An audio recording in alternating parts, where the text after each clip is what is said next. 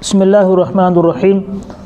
باب ما ذکر فی الرجل یدرک الامام ساجدا کیف یصنع۔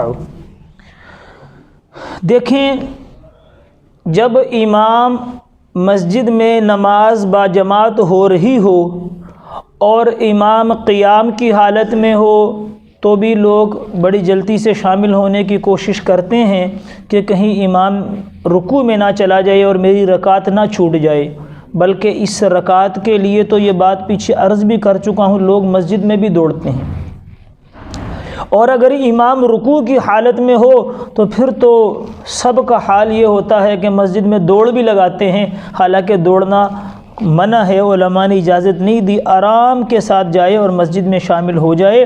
حضور علیہ السلام نے فرمایا جتنی نماز پا لے امام کے ساتھ پڑھ لے اور جو رہ جائے اس کو بعد میں قضا کر لے۔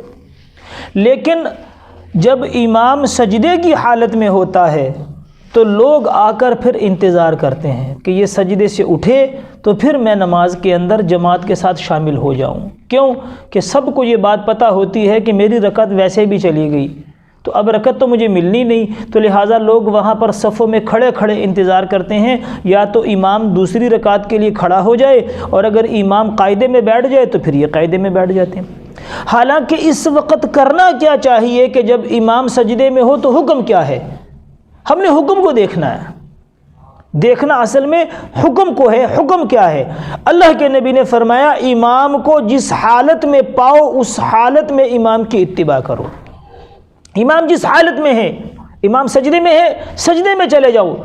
ہم نے حضور کی حدیث کو دیکھنا ہے، حضور فرما رہے ہیں جس حالت میں امام ہے اس حالت میں تم جماعت کے ساتھ شامل ہو جاؤ، یہ نہ دیکھو کہ امام سجدے میں ہیں، انتظار کر رہے ہیں کہ بھئی امام اٹھے گا تو شامل ہو جاؤں گا۔ اب اس کے بارے میں دو باتیں ہیں۔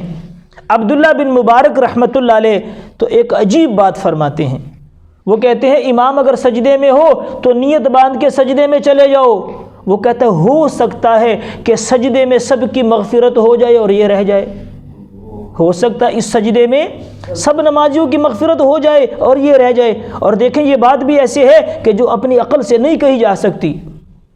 عبداللہ بن مبارک رحمۃ اللہ علیہ یہ فرماتے ہیں، اور اس سے اور مضبوط جواب یہ ہے کہ بھئی دیکھیں، ایک ہے امام سجدے میں ہے تو یہ مقتدی نیت باندھ کے سجدے میں چلا گیا، اور ایک ہے وہ کھڑا ہو کر امام کے سجدوں کا انتظار کر رہا ہے کہ جب وہ کھڑے ہو کر آئے گا تو پھر شروع ہوگا، تو سجدے والے نے پہلے سے ابتدا کر لی۔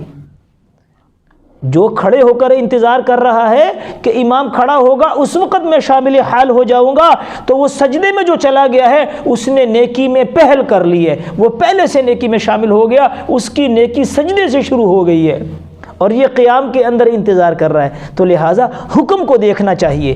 حکم یہ ہے کہ امام جس حالت میں ہے اسی حالت میں اس کی اتباع کرو۔ اگر وہ رکوع میں ہے تو رکوع میں چلے جاؤ، وہ قیام میں ہے تو قیام میں کھڑو، اگر وہ سجدے میں ہے انتظار نہ کرو، نیت باندھ کے فوراً سجدے میں چلے جاؤ۔